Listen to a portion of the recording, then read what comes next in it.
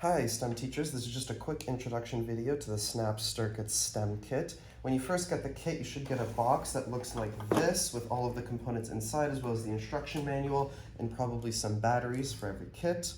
You're going to have to pop the batteries into this battery pack here before you actually begin building any of the circuit components, these three AA's right here. Then open up the instruction manual, and I recommend going first to page 7, in addition to making sure that all of the components are actually here and that the kit is complete.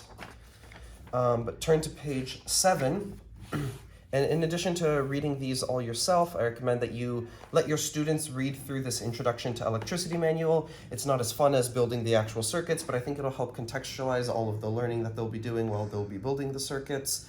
This do's and don'ts of building the circuits will also help them prevent the students from building a short circuit that can potentially be dangerous. And I'll show you what that looks like in just a second. So make sure you kind of start with that kind of introduction. After that, just to make sure that all the components are actually working, I recommend you start with this first project here, project number 1, that I'll actually build, show you how it all works.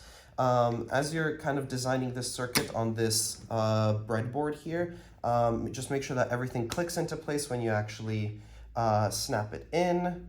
Just lay the pieces down on top and click them in.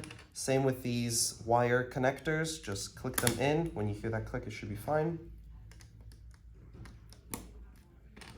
And here we have a complete circuit. This is what it should look like, going from the battery back into the battery, and then here we have a switch that when we turn on, it lights up the light.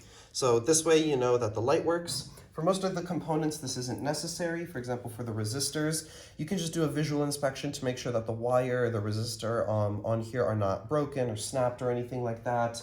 And that's fine for most of the components. Same with the jumper wires and all of these connectors, just as long as they're not snapped or physically damaged, it should be okay.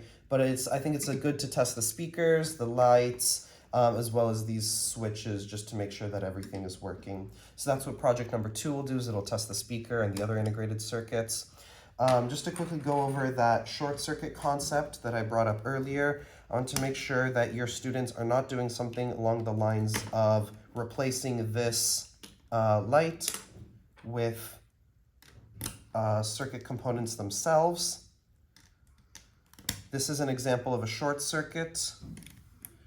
Turning on the switch here, what could actually be potentially dangerous. There's no load, as we would call it, in the circuit that actually takes in the voltage provided by the battery. And so it's a complete circuit going from the battery back into itself, but there's no actual component to take up that voltage. This can eat out the battery's life real fast, and can also be dangerous if you touch any of the components during that time. It can shock you or anything like that. So that's not a good idea. Try to stay away from that and make sure that, as you're following these instruction manuals or the circuits, that your students are not feeding a circuit back into itself without any load like this or a resistor or something along those lines.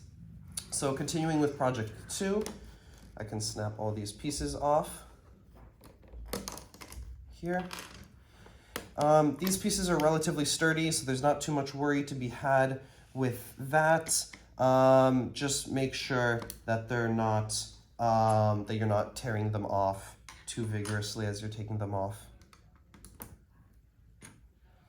And so here we have all of these components, as well as the speaker.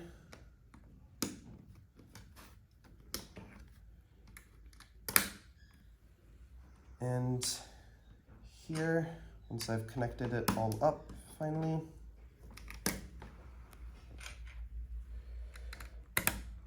we will see that I can turn on these switches here. Either one of the two will work, and it will play a sound, albeit a loud sound, but it shows you that the speaker is testing. You can keep it on and it'll make a variety of different sounds. Students might like this one. So after you've built these 2 circuits, you can know that for sure all of these components work. You can also test this other LED here labeled D1 by replacing it with the lamp from the original project. And once you've done that, you can know that all the circuit components are working. As I said, the others just require kind of like a visual inspection to make sure nothing is torn. And you can kind of begin handing these out to your students.